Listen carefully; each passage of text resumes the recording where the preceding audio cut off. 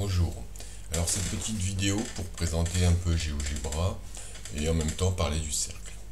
Parler du vocabulaire à propos du cercle, sur le cercle. Alors pour commencer, ici A ou B ou C, ça dépend, peut-être un point. Je vais faire un point. Là j'ai fait le point F. Le point F ici se situe à l'intersection des petits traits. Son nom est F. F c'est juste le nom à côté. Le point F il n'est pas là, il n'est pas là, il n'est pas là. Le point F il est là. À côté j'ai juste son nom.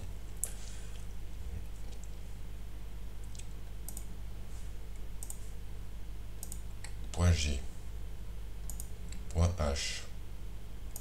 Point I. Alors je peux tracer par exemple un cercle de centre I passant par G ou passant par H ou passant par F. Ce point là je peux l'effacer et là j'efface.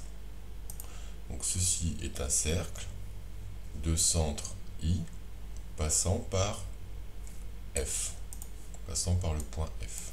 Si je trace une droite, un segment, une demi-droite, je vais tracer ici un segment IF entre crochets, IF entre crochets, et le segment qui correspond en fait au rayon du cercle. IF est le rayon du cercle. J'aurais pu tracer un autre rayon. Donc si je mets un point G ici sur le cercle, j'aurais pu tracer un autre rayon. IG est également un rayon du cercle. Si je clique droit sur le point G, je peux l'animer.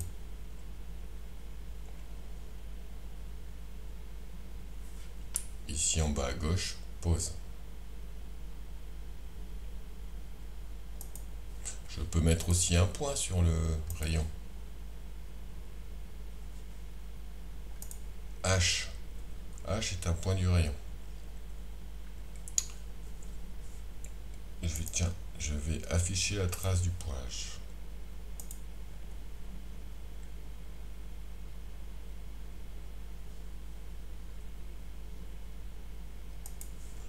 Et je vais animer aussi H.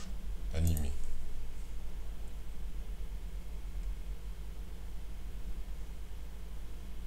Alors H appartient au rayon, G appartient au cercle, et je peux ainsi faire des figures. Alors pour que la figure soit plus jolie, il faudrait que le point H se déplace plus rapidement. Pour ça, ici curseur, je vais faire varier une vitesse V entre 1 et 10 du point H. Je clique droit sur H, propriété. Ici, je vois qu'au niveau de l'algèbre, je peux régler la vitesse. Alors que pour pas que la vitesse soit tout le temps 1, je vais mettre vitesse V. V pour bouger. Et ici, je vais faire alterner.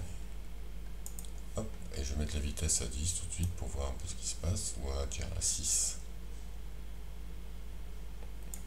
Le point H est là. Un coup de peu de roulette pour faire disparaître les traces. Go. Donc H. Hop. Alors je vais obtenir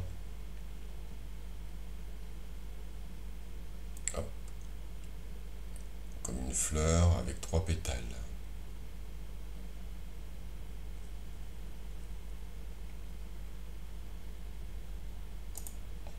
Alors si au lieu de mettre 6, je mets 3.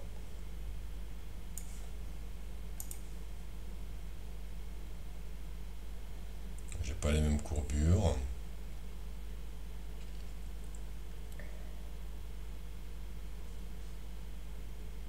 Alors H est un point qui se déplace sur le rayon du cercle.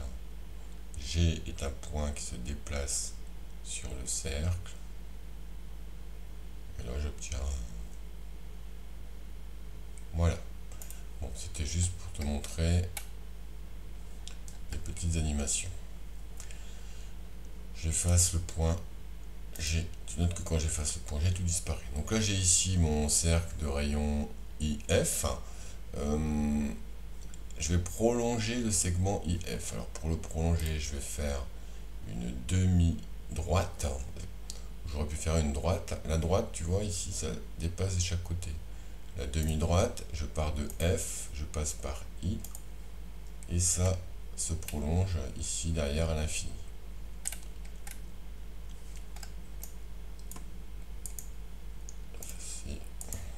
Effacer. Pardon, je recommence, j'ai fait ça.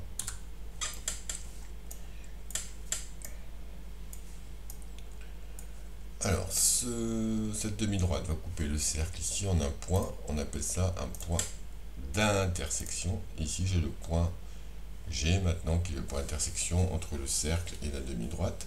Alors, la demi-droite, je ne vais pas l'effacer, je vais la cacher. Pour ça, je vais faire afficher l'objet et je vais tracer le segment I.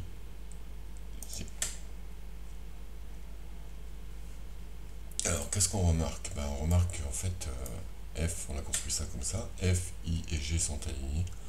Alors, le point G, ici, que je peux représenter avec un plus. F, G est un diamètre. Donc, j'ai ici le cercle de diamètre F, G. Alors, j'aurais pu faire autrement. J'aurais pu faire aussi un diamètre, dire que HJ était un diamètre, puis construire le milieu du segment. Je clique sur le segment. Alors j'ai un milieu de segment. Un milieu, c'est pour un segment. Du milieu de segment, le milieu c'est K. Et ensuite, je fais le cercle de centre K qui passe par H. Si je mets ensuite un point sur le cercle, le point L, ici je mets un point M que je relie. Alors I, L est un rayon, K, M est un rayon. J'ai donc ici un diamètre, et là deux rayons. Alors pour la correction, voyons cela. On a tracé un cercle de diamètre HJ. Ou ici, j'ai tracé le diamètre AJ, et après j'ai le cercle. Alors ici, on a tracé le cercle de diamètre AB. Un rayon de ce cercle est OC avec des crochets. Recopie les phrases, le point O est le milieu du segment AB, comme ici, le point I est le milieu du segment FG, le point K est le milieu du segment HJ. Le point O est le centre du cercle. Alors ne pas confondre milieu et centre. Quand j'ai un cercle, j'ai un centre. Imaginons ici, je vais cacher tout. Afficher, afficher, afficher, afficher. Où est le centre? Je ne sais plus, il a disparu. Où est le centre? Alors ici, je peux le retrouver, milieu ou centre. Si je clique sur le cercle, je vais avoir le centre du cercle. Voilà, N est le centre du cercle. Il a été construit à partir du cercle, par le logiciel.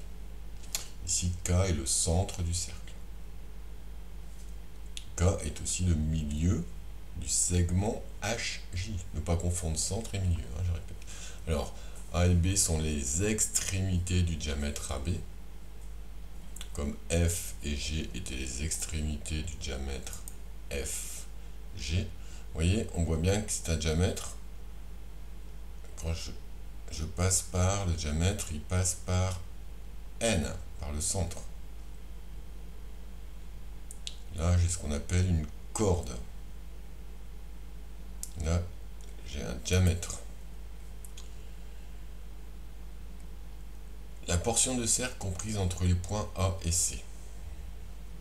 Alors on va faire une portion de cercle. Alors pour faire une portion de cercle, c'est pas compliqué. Ça s'appelle un arc.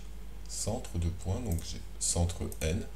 Je pars de L et je vais jusque F. Alors on ne voit pas bien, mais il suffit de mettre...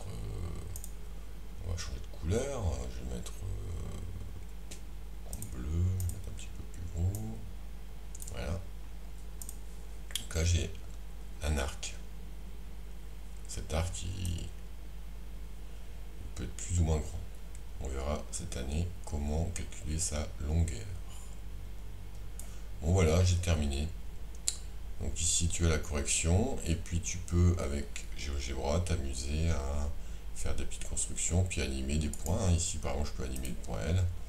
Donc on peut animer des points, mettre des points sur un diamètre, les animer, en même temps faire animer un point M, etc., etc.